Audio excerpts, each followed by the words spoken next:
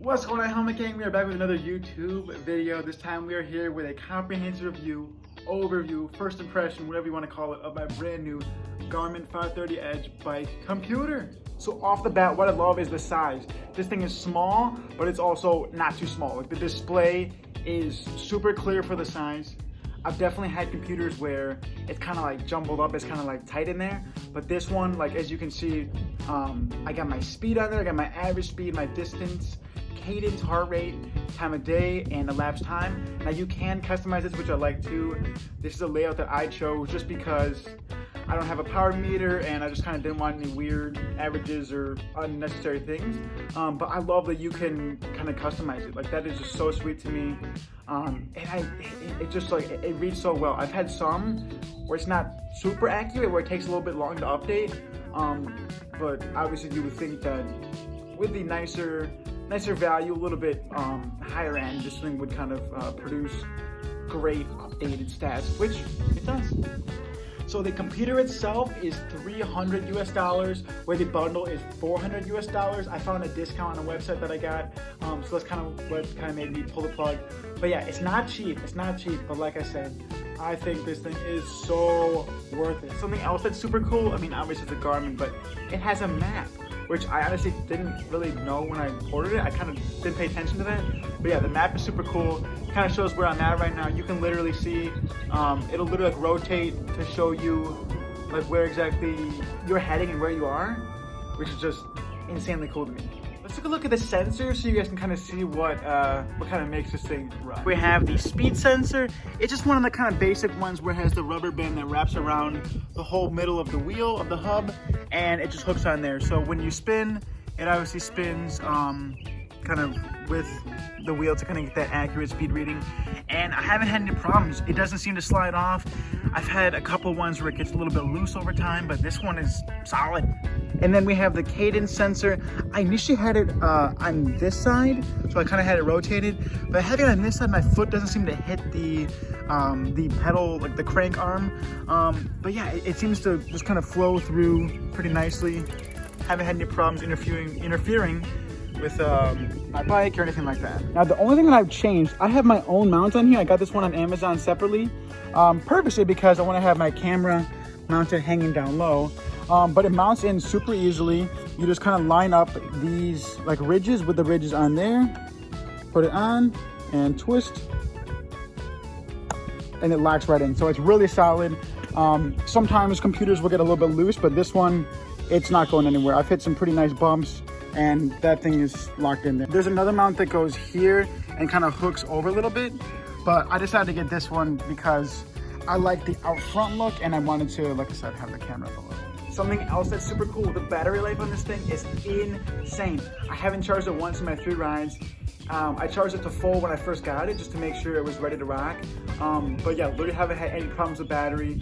This thing is an absolute tank.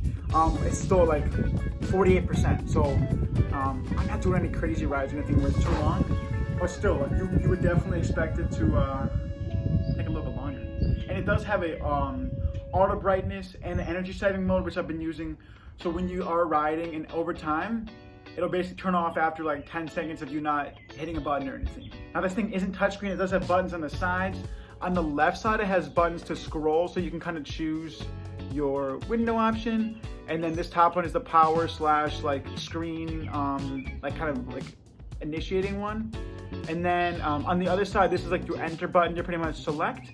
And then you have a back button. Also on the bottom, you have this like redo button.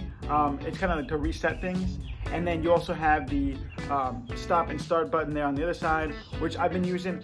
I don't love the auto start and stop. For some reason, it seems to not always be consistent for me. Maybe I didn't set it up correctly, but I like to kind of manually stop and start it just to kind of guarantee that, I'm not kind of gaining any extra average speed because I'm sitting at 0 miles an hour or anything. Oh, I almost forgot. Also, it pops up live segments. So when you link your Strava, which I use, maybe not everyone uses Strava, when you link your Strava, like segments will pop up at the bottom, like segment Black Hills to Redwoods is coming up in 0.8 miles or something like that. So then you get ready, you're like, oh my God, it's coming up. And then when you're doing your segment, it'll show up the live, like the KOM versus your PR versus your friends. It'll all be kind of counting down, popping up, how much you have left, like what your PR is. It is the coolest thing. I think that's so sweet. That's probably my favorite part of this thing. And like, as opposed to kind of being like, oh my God, like this KOM is coming up, and you know in your head, but you're not sure like how close you are to your buddy, or if you're close to the end, whatever. It's all on here. And it also shows you regular stuff at the same time. So that is such a crazy cool built-in feature that I think takes the cake for me. That is like one of the coolest things by far. Like, how sweet is that? Another thing I like that I think is really cool, it has if you Bluetooth connect your phone to the app, to the Garmin Connect app, like my text will pop up. So like my mom will text me like, you want mac and cheese for lunch or a sandwich? And I'm just like, oh, okay. And then I'll stop a little bit sooner and I know she texted me.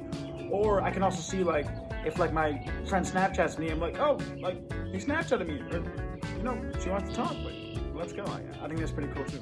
Now maybe I should also add, this is my first time getting a more premium, kind of nice bike computer, so this is all kind of exciting to me. I know this is definitely some commonalities that you'll see in these higher end ones, but I think this is a amazing investment overall.